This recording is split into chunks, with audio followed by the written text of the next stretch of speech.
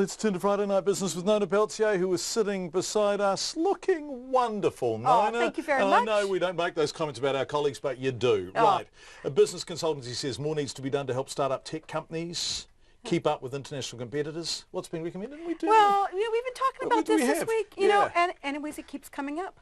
I think it's the flavor of the week. Yeah. So the story is basically that we have a lot of tech companies, young ones, that are not listing on the market because they're put under a lot of pressure to return profits rather than focus on growth and developing a competitive edge in this big global environment. And development's what it's about. Surely that's why you're investing in a startup, right? If you're, it sort of goes together. Startup company. Yeah. So now another report's come out this week from PwC on innovation report. They're saying, look, it's really important that the government, boards, and larger companies start taking a more active interest in these startup companies and nurturing them. Nurturing innovation, backing development, rather than saying from year 2, show me the money. And some are doing this. Vodafone, for example, they have a program which is now their second year.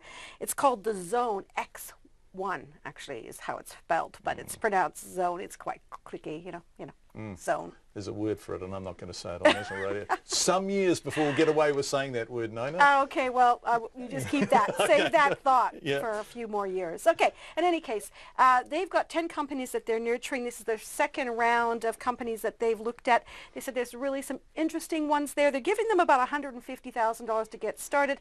They have high hopes for them. The last batch generated $8.5 million in revenue over a short period of time, also created 25 jobs and really got a good start. So this is something that big companies, an example of what big companies can do to help the smaller ones. This is quite important, especially with all the, artificial intelligence, Internet of Things, which we also talked about earlier. Yeah, that's right.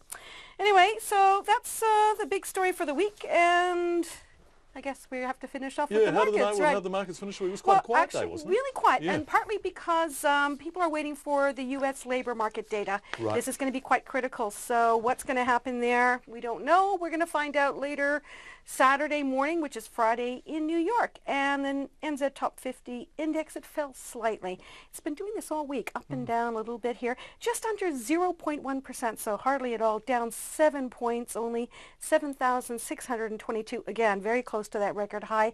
The dollar, steady 72.9 US cents, 96.1 Australian, and 56.2 British pence. So we'll have a whole lot more stuff next week. Nona Peltier, ending our week of business. Thank you very much. Have a fantastic weekend, Nona. Thank you.